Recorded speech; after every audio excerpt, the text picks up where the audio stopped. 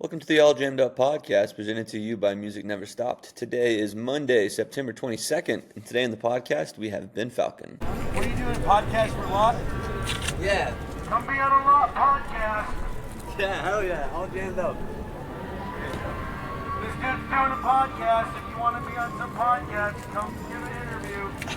Hell yeah. Good morning, fools. Welcome to the All Jammed Up podcast. Today is Monday, September 22nd. I'm your host, Clint Dotson, and today on the podcast we have Ben Falcon.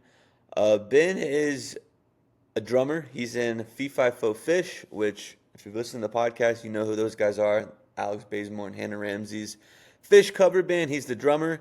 He's also in a Paul Simon tribute band, a big band, huge band.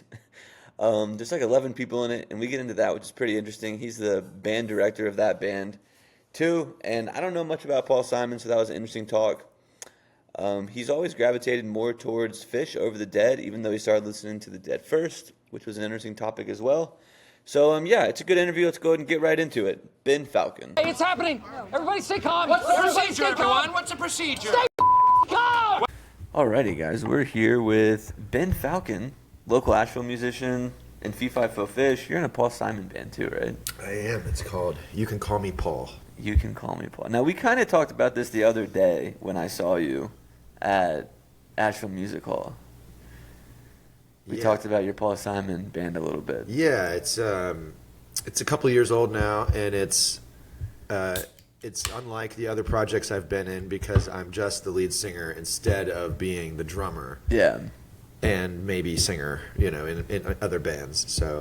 So that, yeah, it's a huge band. It's like 11 people. Yeah, I saw like the video on Instagram, and there was like fucking so many people. Do you like singing? Like, yeah, I love singing. do you have a preference to one or the other? Or? I mean, I guess I'd probably say I prefer to drum and sing. Yeah. In some ways, because it's a little more like fully engaging, like, almost like you're kind of sacrificing everything for it, in that moment.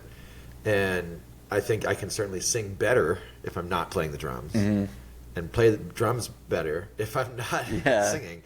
But I think, just kind of the all-encompassing element of singing and playing the drums is a different feeling for me than just singing or playing. Is it like, I always think of like, so you play drums usually, and like you're kind of always doing something. Like for Phaux Phish, you're always like keeping beat or something. And then in a band like that where there's 11 people and like it's just all instrumentals and you're just standing up there, like is that kind of a weird thing for you? It's certainly different, and I don't find it too hard because, like, what do you do?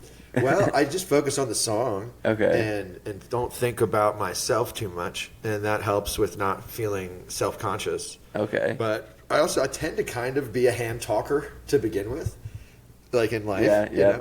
But I think I do notice that channeling that while singing helps in a way, or maybe not channeling it, but kind of just letting that be part of your expression, because otherwise you're thinking about what to do with your hands, and then that will look awkward even if what you've decided shouldn't be, Yeah, I feel like I always like, sometimes I'll go to shows and like just like, I don't really feel like drinking tonight, and I'll just like get a little high, and then the whole time just like, what do I do with my hands here? Yeah, it's like having a glass of water, It just helps to just have something sometimes, I feel like. And I know that there are different artists that have their kind of, what I can tell are their devices that to kind of keep their hands occupied, and like some people will hold the mic, with both hands, even if it's on a stand, or other people will just kind of like keep their hands to their side and maybe like smack their thighs or something. And that's nothing. There's no right or wrong way. Does the Paul Simon band, do they go into like deeper jams, or is it not really into that? I wouldn't say deeper jams so much as there are solos that are composed, that are written into the form, and then there are plenty of little intros and interludes and outros that are composed. But there aren't too many times. I think maybe 3 times in the show I have arranged for there to be a little bit of a battle between some of the sections. So maybe like the horns will kind of trade, solos in one section, or maybe in another song the guitarists, two guitarists will kind of battle it out, and then in another one I've done the same with percussion. But outside of that, it's really just maybe one solo from one instrumentalist per song, if that. And you said I arrange that, so are you kind of like the band leader for that band? Yeah. And how does that look like compared to like Phaux, Phish, for example, where like everybody in the band knows all the songs. It's like we know what we're gonna do this, we're gonna play. When you have 11 people and like a horn, percussion, like how much different is like the rehearsal for that? Well, with Phaux, Phish, it's just Alex 10 minutes worth of, hey, we're playing these songs, guys. we are, Hannah usually writes the set lists. Okay. But, and Hannah, honestly, is effectively our musical director in that. Okay. In the sense that it's not like Alex and I don't know the songs, but Hannah's it's a little bit easier for her to keep a hand on the till. Yeah. While we're letting our sails, like full. She's good at keeping track of the form and stuff. There'll be nights when we play without Hannah, and Alex and I will kind of look at each other like, I think we just went to the wrong section. Well. But we don't rehearse as much as we do independently prepare. Okay. And study for these things, as far as for both bands. Oh, both bands. But, okay. The Paul Simon tribute, I think we played the first 5 shows probably and only had like 2 rehearsals. Okay. So that, Damn. and that's not ideal.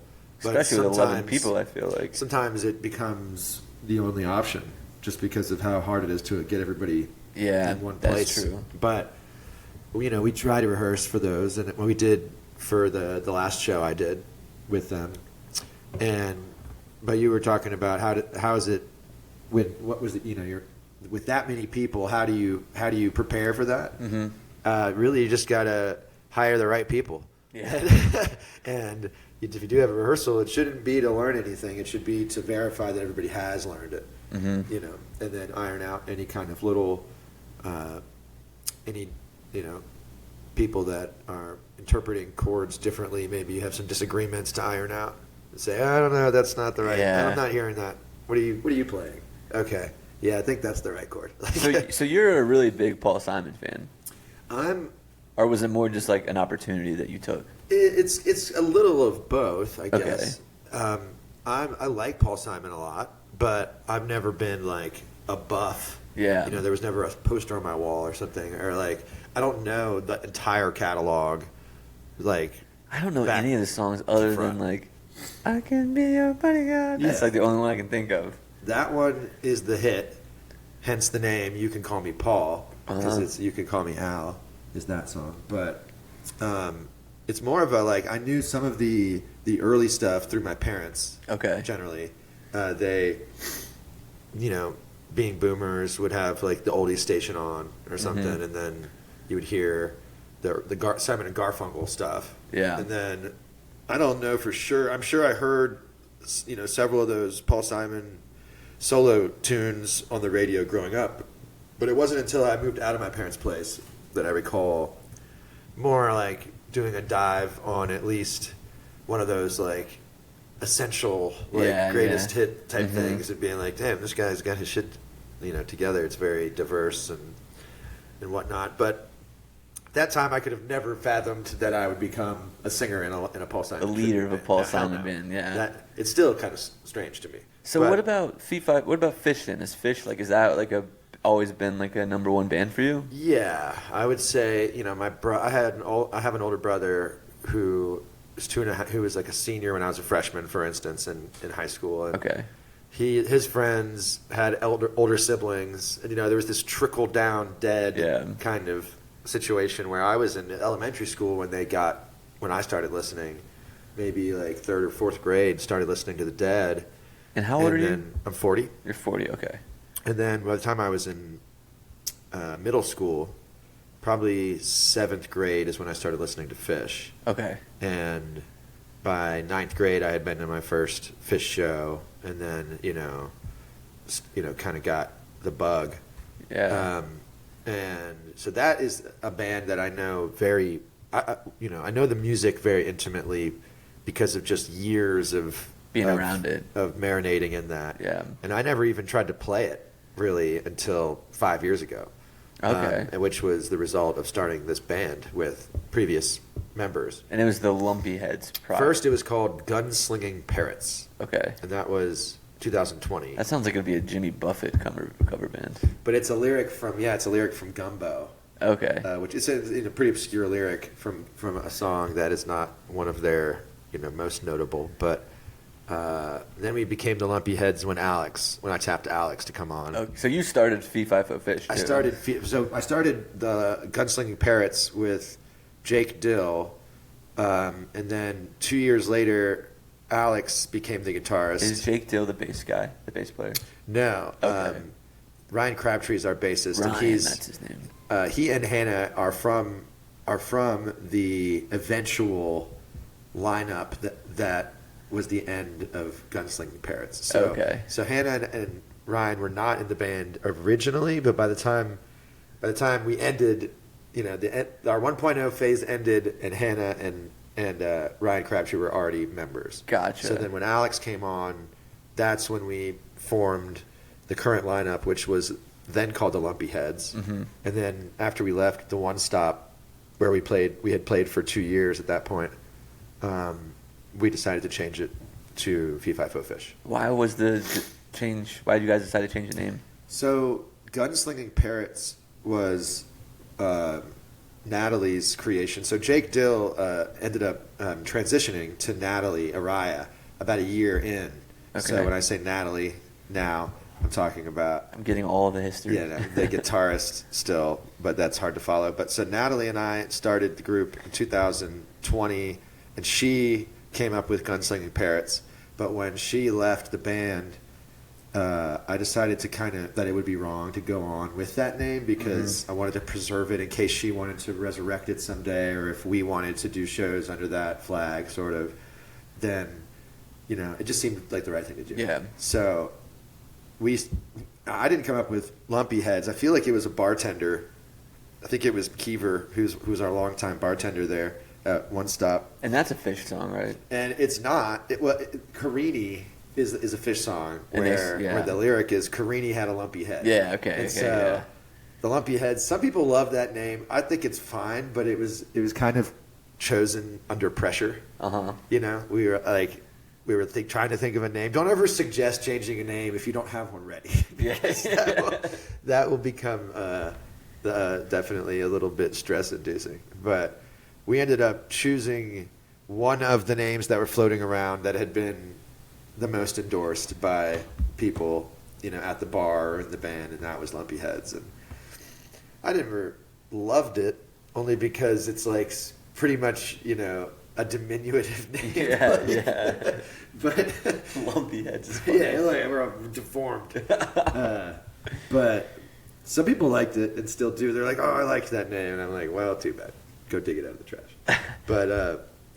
But I came up with Fee Fi Fo Fish without the pressure of needing a new name, and then later when deciding to move was like, it'd be good to maybe start fresh with like an intentional brand. Yeah. And moving presents that opportunity, more than anything else, maybe. Yeah, so I always... For a weekly, anyway. So you're just in two bands, and they're both cover bands, right? Well, I do a lot of other random projects. Gigs, right? Yeah. But rarely am I playing somebody else's original music. Not that I haven't, but not right now. Now, does that ever get, like... Because you're a musician, like, full-time, right? That's, like, your main... I mean, it's, I would say part-time, financially speaking. Yeah, okay. But I toggle back and forth between having maybe a full-time schedule and having a part-time schedule. Okay. It just depends. So does that ever get, like boring or mundane, just covering? Like, do you ever have a desire to, like, write your own music, like, have your own band that kind of is doing your own thing? Sure, I do. And I like to write, and I like to collaborate with people. But sometimes it's about making space and time for that, and That's hard. And being able to get the right people together and get them to focus and having a similar goal, musically, it's a hard Rubik's Cube to line up sometimes. And I hope to be in more of those situations and hope to foster more of those myself. But it's kind of like, it's like a work in progress at the moment. Okay, gotcha. So what does, this might be a dumb question, what does like writing music look like as a drummer? Is it different than like, because I feel like the drummer's usually not like the main instrument, right? Like it's usually like the guitar. Or not the melodic. Yeah, there you go. That's the technical term for it. Well, or harmonic. You're not going to be playing chords or melodies per se, but it just depends on the drummer. Yeah. I have, I went to school for music, and not that would create this possibility, but I do understand harmony and music theory, and so I wouldn't be writing the song like on the drum set. Necessarily. It would probably be me writing it on the piano, or even starting it on the guitar and finishing it on the piano to kind of understand or to explore options within that. And so it would probably be, primarily composed, and then somebody else would play it for me, and I'd be like, that's not quite what I want, and maybe would tinker with it and show somebody, this is what I'm feeling like, this, and they're like, okay, now good guitar player, play it, and now does it sound? It tastes right. Okay. Kind of thing. So you have enough understanding of all music theory where you're like, I don't need to play the guitar, but I know what I want out of it. Yeah, I would say more so with something like a bass line or a horn line or a keyboard part, just because I don't have as much ability to express how to technically manipulate the guitar to get what I would want. Okay. If that makes sense. Yeah. But generally speaking, I can articulate to somebody, these are the chords, this is the kind of technique I want you to apply, or the type of dynamic, or reference a style. Yeah. Be like, give it this kind of thing, or you could even talk about the tone that you want out of it, and sort of give them direction in that way. And pretty quickly, if you're working with somebody who's skilled, and if you have a good vocabulary to articulate, you'll be able to get where you want to go. Okay. With a piece or with the part. And then is the drums kind of the last thing? Like once you get all that, then it's like, now I can just hold the rhythm? It really depends on the song, probably, in the sense that some songs are going to have sort of like an obvious prescribed kind of groove to them, where you don't really have to think about that too much. It's kind of like, a given in a sense. Whereas other songs are somewhat informed or written around a very unique drum part. Okay. Yeah. So Phish is a good example of that, where you've got songs like Limb by Limb, or like The Wedge or something like that, where you've got a drum beat that is very specific, unusual, and therefore kind of dictates in some way how the music around that beat can function. Okay. Whereas just a check kind of thing, you could do anything over that. It's not going to limit the song so much. Okay. Let's go back to, you said you listened to the Dead first and then got introduced to Phish. It sounds like you kind of gravitated more towards Phish than the Dead. Why do you think that was? Well, I think it challenged me more, understanding it. Okay. The Grateful Dead was more approachable, when it came to like listening to it as a drummer. It would be a little easier for me to identify and sort of, pick apart what they were doing and understand that with the Dead. Whereas with Phish, it would be much more bewildering for me, and I'd be like, I don't know what the fuck this guy's doing right here. Yeah. I'm not sure how to create that sound. So that, I think, in some ways brought me in as far as the drumming goes. But just musically, it's much more avant-garde and now, what does that mean? Complex. I feel like I've heard that word a lot, but I don't really know what it means. Like quirky, strange, not typical, not. It's it's you know, challenging or you know, kind of testing norms. Okay. And stretching them or breaking them on purpose. Yeah. And not what you would expect, strange on purpose. Okay. Kind of. And that, I think, speaks to me in some ways. Yeah. Because I think it just offers a fuller spectrum for me, Phish, as far as you have the weird and the wonderful, and the beautiful and the scary and the dark and the light and the, you know, it's not, but not just that. You have the kind of depth of orchestration and composition that the Dead has a little bit of, or certainly has plenty of within their catalog, but Phish is a little bit more dense and a little steeper of a hill to climb. Okay. If you're trying to understand it, and or as a musician or as just a fan. So, you know, that could be, you know, somebody could pick that apart if they want to, but you know, ultimately it's just more challenging to me, and a little bit more gratifying when you do grasp it. Yeah. You know? Yeah, it's funny that you say that, because like I feel like a lot of people, I'm more of a Dead guy than like Phish, and I didn't really give Phish all that much of a chance until I started going to Fee Fi Fo Phish, and then like you guys would play songs, I'm like, oh, I like that one a lot, and then like I've done a couple podcasts with Hannah, and she's like, listen to this, listen to this, listen to this. So like Hannah's put me on too, but I was always under the impression that like Phish was just like kind of goofy and silly. And then the fact that you're saying that music is like almost more, I guess musically more complex, but I just am thinking of the lyrics. Okay, so with that as well, certainly they have some very like gobbledygook sort of gibberish The meat stick. on the surface, Yeah. at the very least. But that's also era dependent. You know, like earlier on, there was a little bit more of that. I would say that from the outside just looks like random bullshit. Yeah.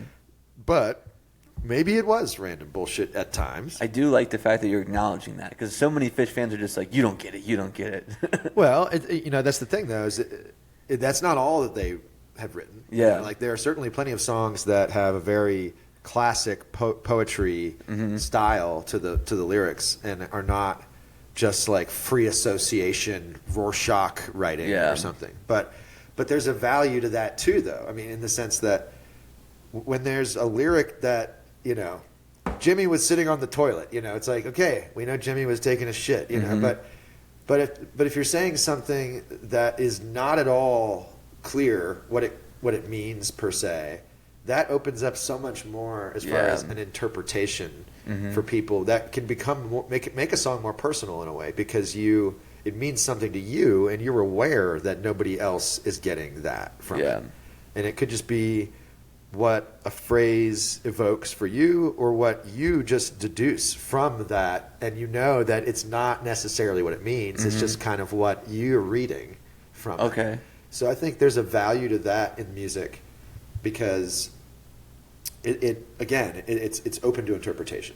Yeah. And so some of those early songs, I think, while that can be a turnoff for some people, and certainly an entry, like a barrier to the entry of understanding that music or even liking it, it can eventually become the thing that people value, because they feel like that now, I understand. I think this is what he's really saying. And it's like he could be saying literally nothing. But the fact that people are like, I know what this means, you know, there's like this discovery ownership that comes with that, and that, I think it's hard for people to maybe identify that kind of thing, but that is what I think is important about those abstract portions of Phish. But then they also have very much more straight ahead, like ballads or rock songs that are not like some sort of, you know, riddle puzzle, or something, you know. Do you think that stems maybe from like Jerry Garcia's background being like a more traditional bluegrass background, and then Trey was like, he was like more like classical when he was going like classical in like college, right? Wasn't that kind of like what his studies were? Well, he studied composition, which was certainly through that lens, and he didn't get into bluegrass till, much later, but not that he was into it like Jerry. Mm-hmm. But I think it's probably partially just personality, like those two coupled with the environment and what was available to be influenced by. Mm-hmm. Like Trey had like Frank Zappa, to draw from, whereas Jerry had, Ralph Stanley. Yeah, So yeah, yeah. You got like those energies are very different. Not to mention the hair metal and all that stuff that Trey was at this point being influenced by, or hearing. Mm-hmm. So I think that could be, but a big part of their stylistic differences. But I think also it's just taste. Just happens to be their character, maybe. Yeah, yeah. So who else I know you're in a Paul Simon, you're in a Phish band, so obviously those guys. Who else are you listening to a lot of that like really catches your ear? Or I guess like in like initially, so like kind of influenced you to start being a musician. Okay, yeah. Now. Well, when I first started listening to music consciously, I would say my first like handful of cassettes or CDs I had probably were all cassettes when I first started. That's how old I am. But I had the Walkman for a while. Yeah, the Walkman. Then they had the Discman. But I had stuff like I got lucked out because I had an older brother. Yeah, so that kind of like fast forwarded a little bit, and I still enjoy most of the music I was listening to back then. But I had like Chili Peppers, Bob Marley, Tom Petty, maybe like Aerosmith, Nirvana, Weird Al Yankovic. Fuck yeah, dude. That's the first Weird Al shout out on the podcast. Weird Al, Michael Jackson. Those were, I'm trying to think of what else was in my heavy rotation then. But I would say those were like the first handful or so of artists that I got a hold of. Mm-hmm. And then started branching into more like, once I started getting into the Dead, I started listening to things like Allman Brothers and Pink Floyd and stuff like that, which was kind of getting me out into that jammy perspective more. But yeah, the early stuff was like Nirvana and Tom Petty and Chili Peppers and Bob Marley. It is interesting how much, like, especially back then, like now, like, because what were you, like 12, 13 when all that was kind of happening? I was probably even younger. I mean, I was like elementary school when I was listening to all those. So, like, now, like, back then, like you said, you had an older brother. I had an older cousin who, like, kind of shaped what I was listening to at that time. And it's like, that's kind of the only way you're going to find music. Because, like, now a kid has a phone, they have Spotify, they can find whatever they want to find. Yeah. Whereas then it's like, hey, had to be delivered. Yeah, it's like, hey, remember, I made this CD. Like, I'm done listening to it. You can have it.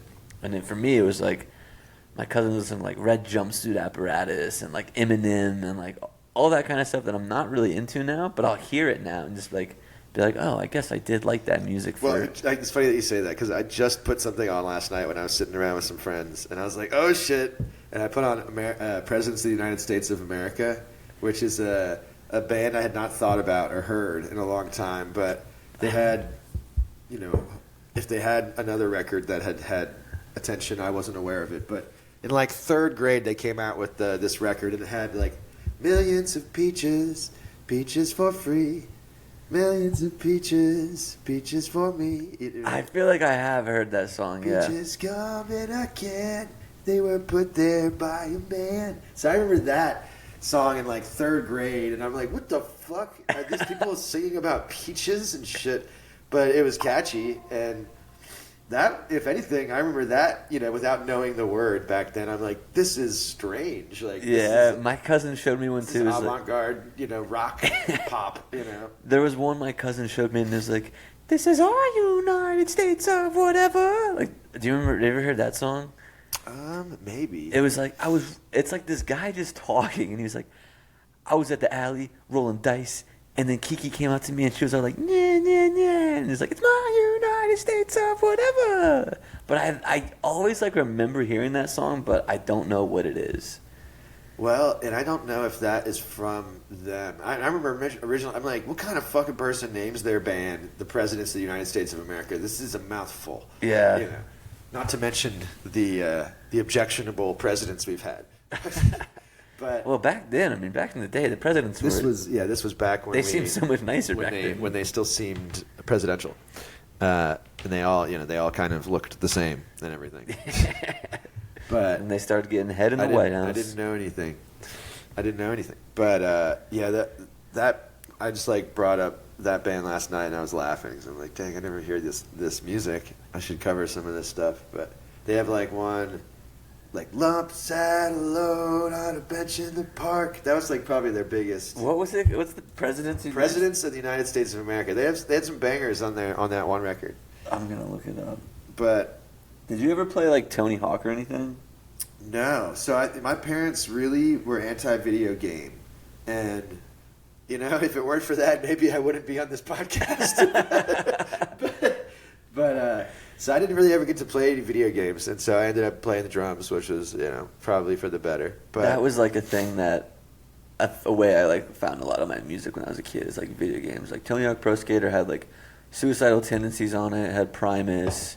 There was like an Agent Orange song. So like that like skater punk music when I was like 10 or 12, I always thought was really cool. I skated for a while in in elementary school, and I remember like NoFX and like some other groups that were kind of in the mix Like amongst Minor those Threat. people that I was hanging with. But for whatever reason, I never really got the bug musically from all that. Like by that time, we were already.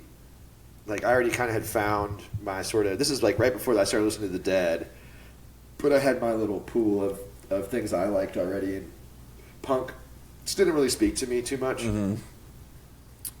And I like some punk and even, like to borrow some shades of their drumming style just for little colors here and there. But it still is not, like, my thing. So... it was like, even when I was skating, I kind of was like, meh. And where'd you grow up? Where are you from? Outside of D.C., south of D.C., Alexandria, Virginia. Okay, gotcha. I'm from Chesapeake. Okay, yeah. Yeah, so not too far. Yeah, my aunt and uncle, my cousins, everybody they were in Chesapeake as well. Okay, so what brought you here to Asheville? I came originally, when I graduated from high school, I moved to Charlottesville, Virginia for 3 years, which is central Virginia, right? Like, west of Richmond, and I went to JMU, so I was right there. Yeah. Yeah. So I came down to Asheville for the first time for a Christmas jam in 2005, and with my girlfriend at the time, and just I think it was Serial Pod was playing that year, which was a maybe one-off. It was Trey, Bill Kreutzmann, and Mike Gordon. Nice. As a trio, and that drew us down, and Hot Tuna and some other people were playing that year, and the concert was great, but the town just had some kind of enticing energy to it. And when I got back to Charlottesville, I researched UNCA, and they had a jazz program, which was an important thing for me because I had wanted to go to study music in college, and had hit some bumps in the road along, getting out of DC, and was thinking about going to VCU at that time. When I found Asheville, and then I moved to Asheville 2006, and in 2007 I got into UNCA, and then I graduated from UNCA with my jazz performance degree 2009. Gotcha. Yeah, if you would have went to VCU 2006, you would have been a skater punk, dude. That was when they had like Down to Nothing and like all those hardcore bands were in at that time. Yeah, I think Asheville was the right move for me.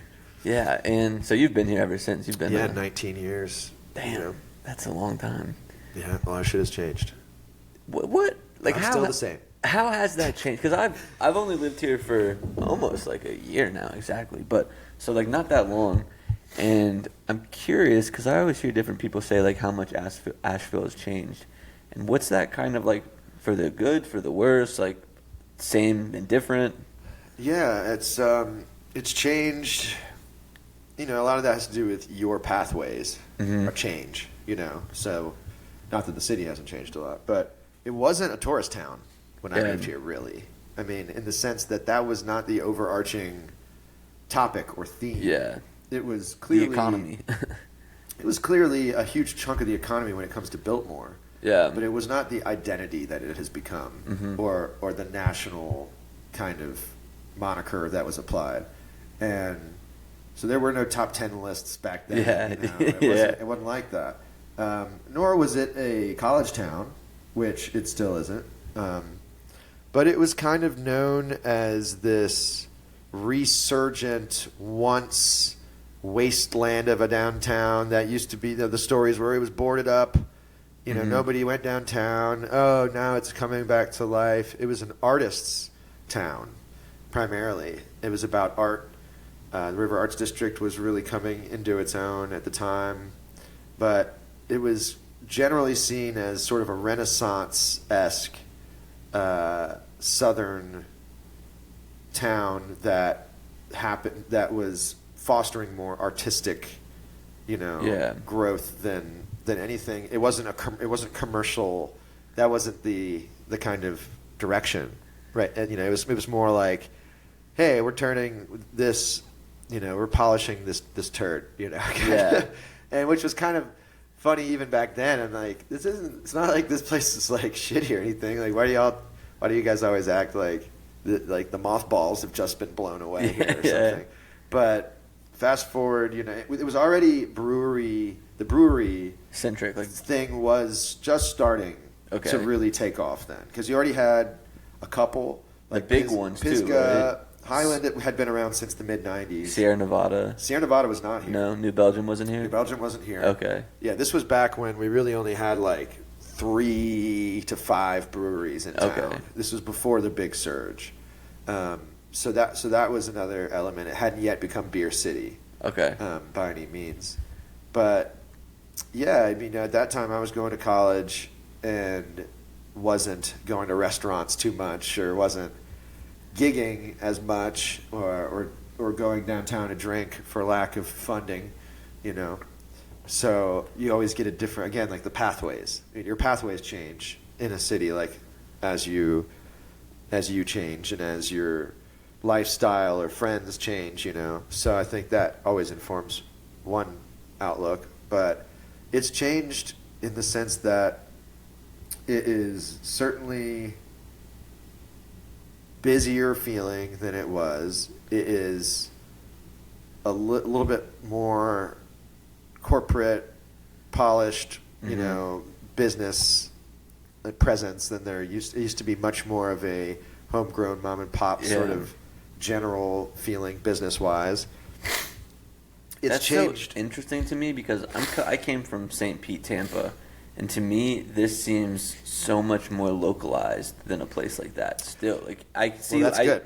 Yeah, I see what you're saying. Like you've been here for 20 years. Obviously, your view's different. But I came here and I was like, it's a lot slower. It seems like there's not like these big businesses on every corner. The restaurants are more like local, and it seems like they try to get from local like farms and stuff like that. Or like doesn't even really seem like that's an option. And well, that's good to hear, because I certainly think we don't.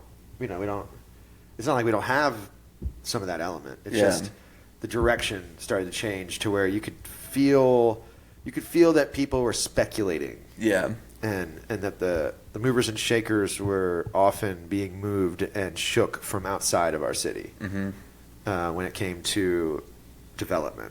And so that changed things in town.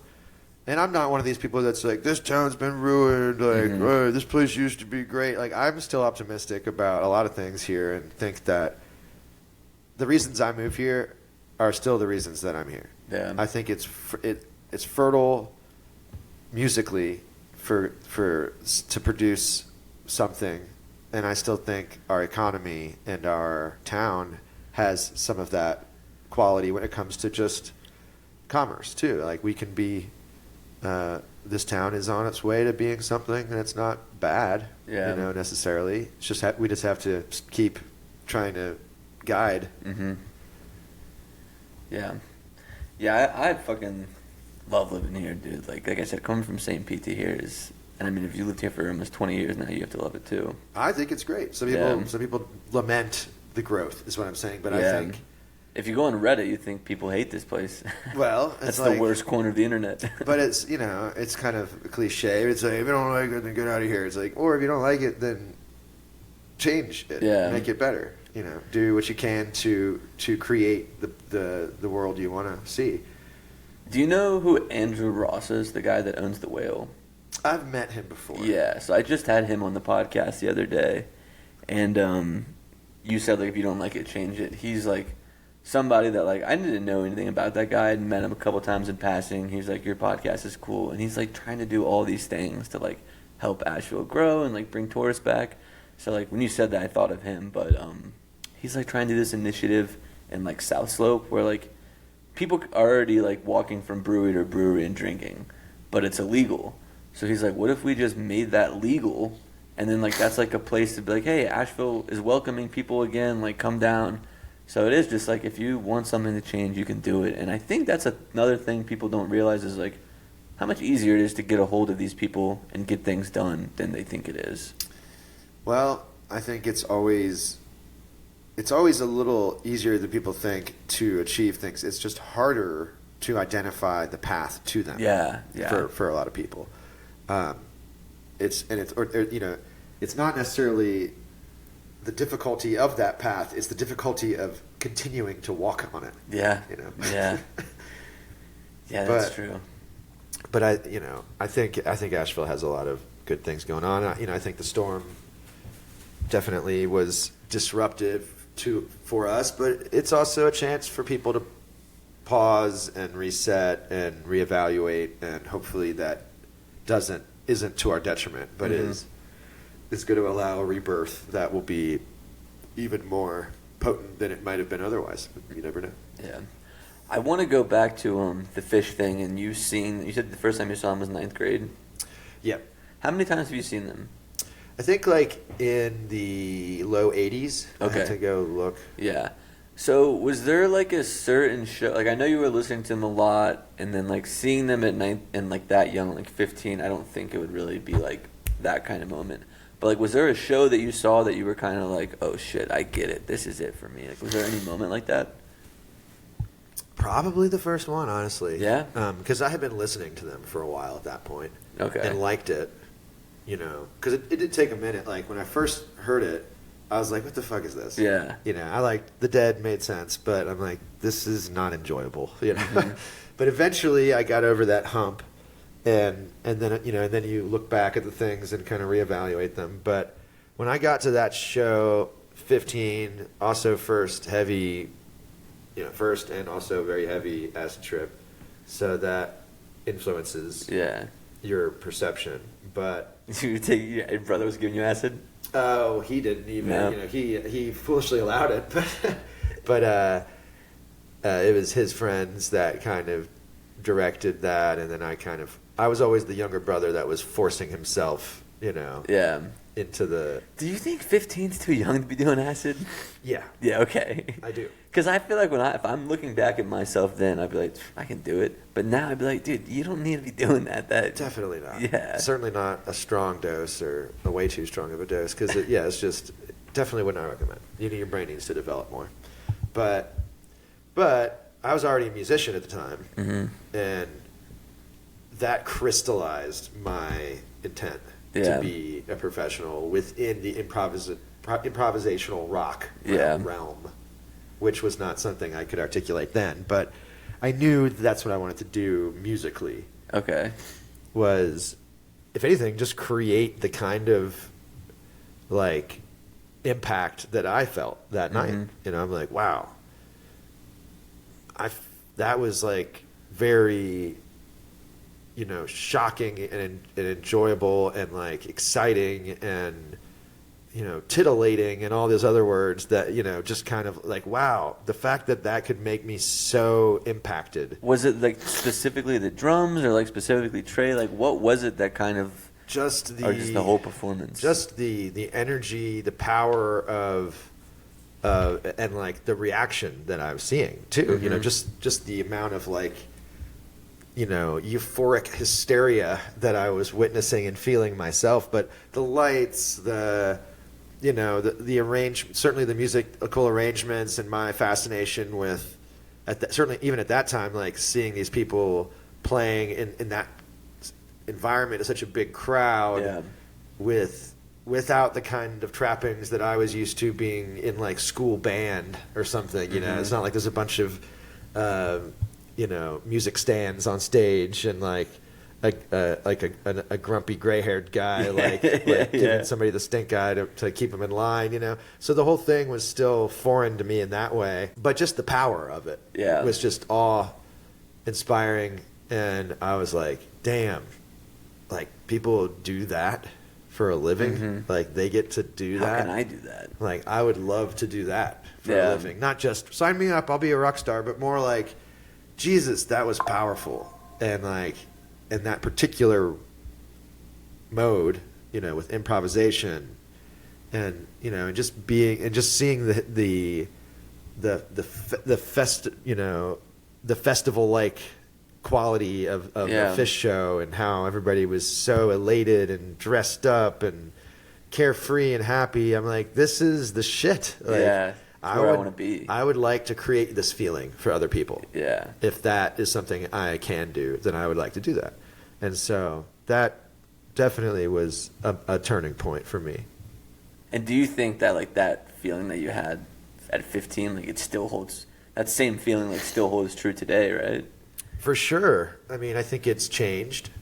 It's been added to, but ultimately, I mean, I think now I've discovered, the medicine of performing, not just the medicine that you can administer, but the self-administering quality of music. It's very meditative for me, particularly when you're improvising. Yeah. Because you're really just letting go of you're not planning anything, you're not trying to remember anything, you're just trying to feel the moment and listen and follow your instincts. And that there's something about that that's very calming and clears my head, and I can let go of the things that are stressing me out in life. So that's something I didn't know about back then that I've discovered since that adds to the reasons why I love it.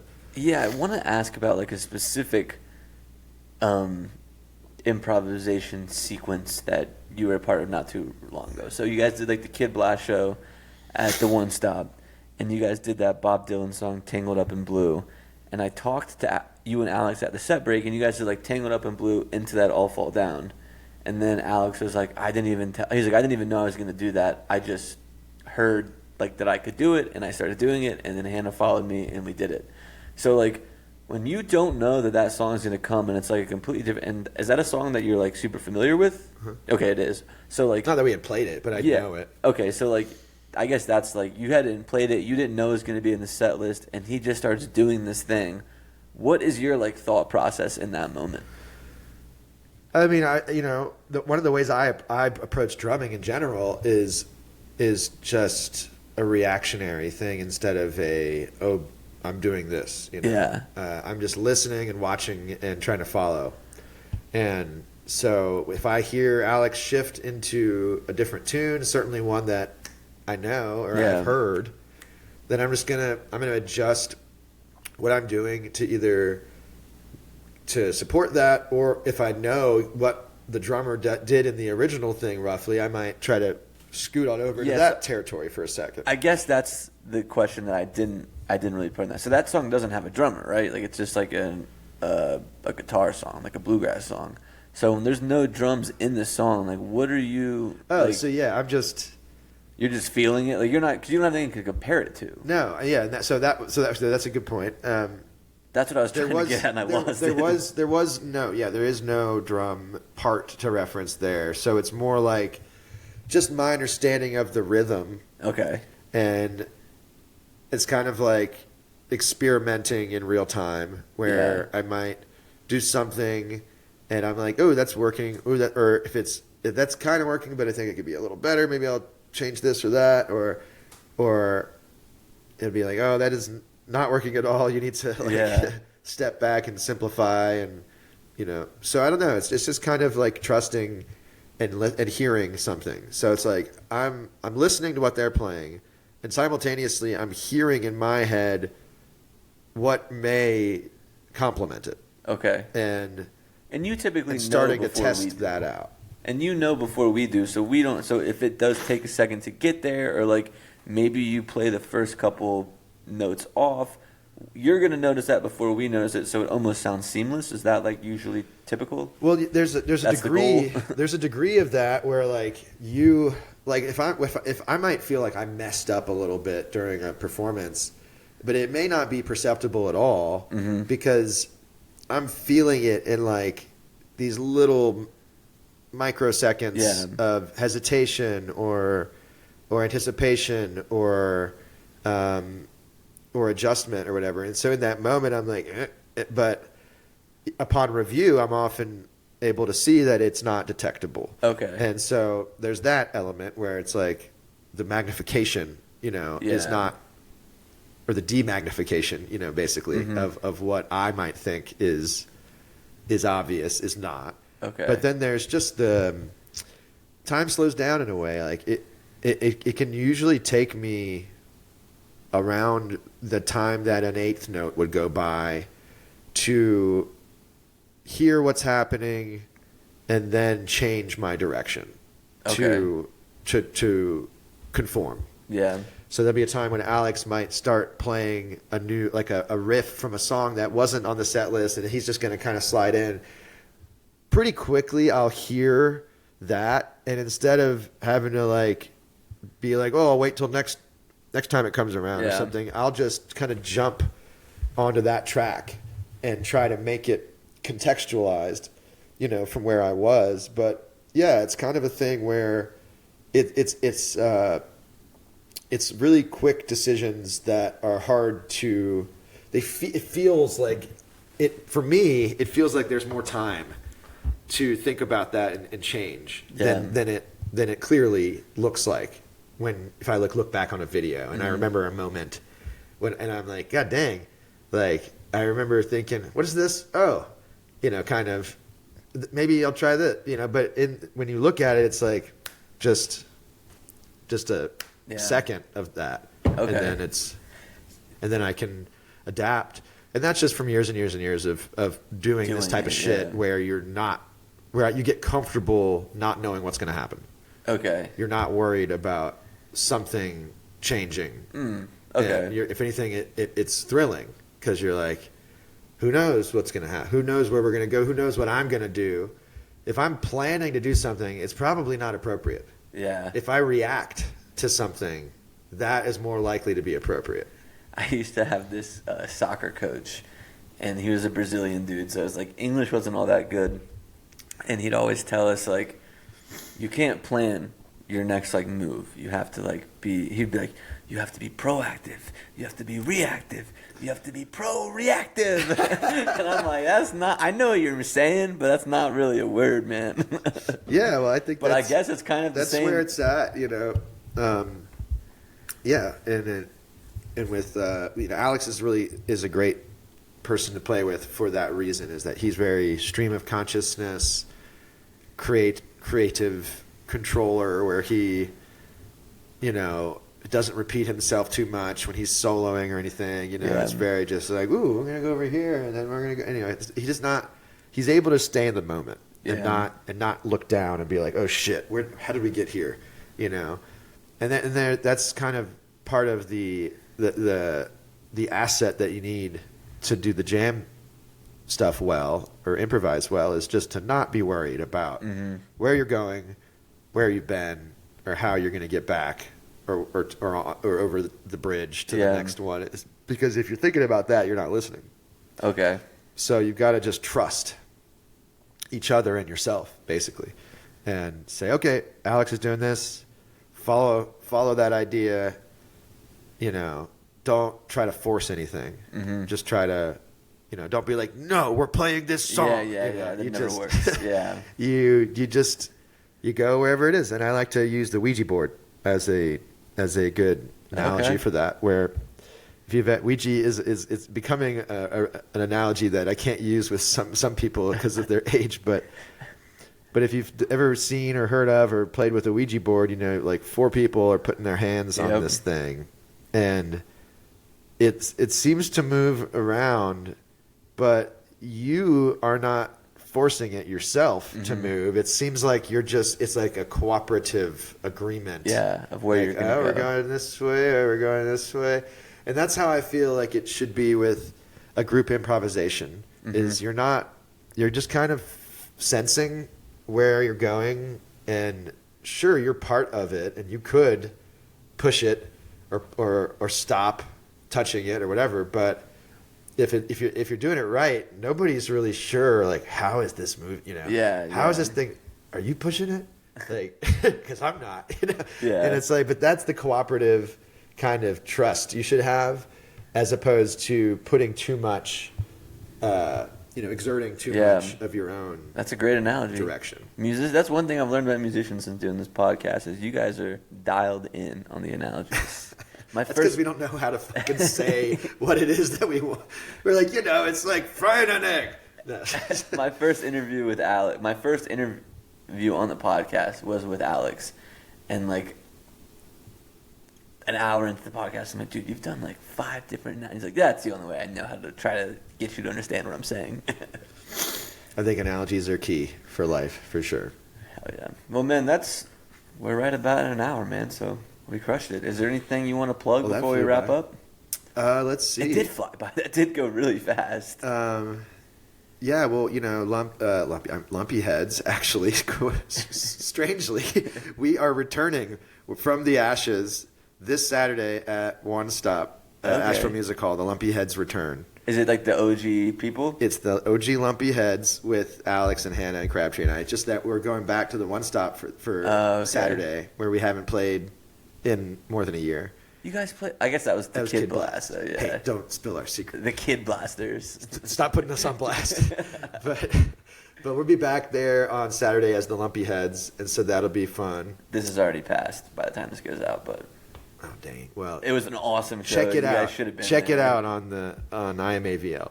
But I'm going to be doing a Paul Simon tribute, which that is the You Can Call Me Out. You Can Call Me Paul, rather. And that's lowercase p, capital A. Lowercase u, uppercase. Nice. Yep, I get it. So You Can Call Me Paul will be at Diana Wortham Theater January 18th. Okay. Nice. So other than that, come to One World on Thursdays. One World on Thursdays, and I'm sure I'm forgetting some other gigs that I've got other places, but this will just come find me. Come find me. Thanks, Ben. Thank you for having me. You just got jammed. Welcome back, everybody, from that interview with Ben. I hope you guys enjoyed that one. If you're in Asheville, haven't seen Phaux, Phish, come out on a Thursday to One Wood Brewing. Those guys are fire. They're a good time. They play a lot of the hits, but some other stuff too. And they kind of turned me on to Phish, made me like Phish a little bit more. So come check them out. We'll see you again on Thursday with another episode. We got 2 of the guys from East Nashgrass, and that's kind of an interesting interview. They were trying to be like deadpan, and the beginning of it's kind of crazy, but it ends up being a pretty solid interview overall. So stay tuned for that one. That one's interesting. Definitely some laughs in that one. But we'll see you guys on Thursday. Have a great week, and remember, wherever you are right now is exactly where you're supposed to be. Come along, have a drink with me. We can talk about the world and how the world is turned so slow. Day and night I found cars they drive and planes they fly. I look into the sun and the sky, you're so bright. It's you that I have found. Oh, and I know there's not much longer now. Or if the world would just slow down.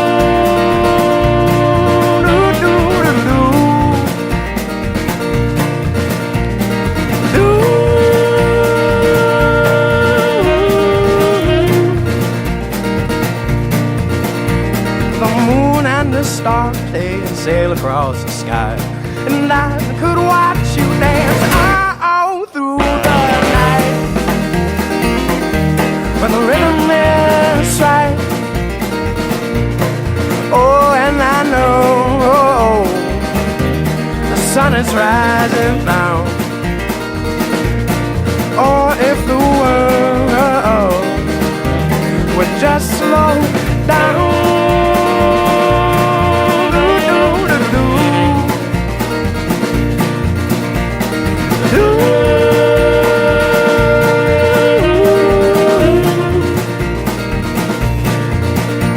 So you move with me and I'll move with you, and I could spend the rest of my life by your side. It's you that I have found. Oh, and I know not much longer now. Or if the world would just slow down.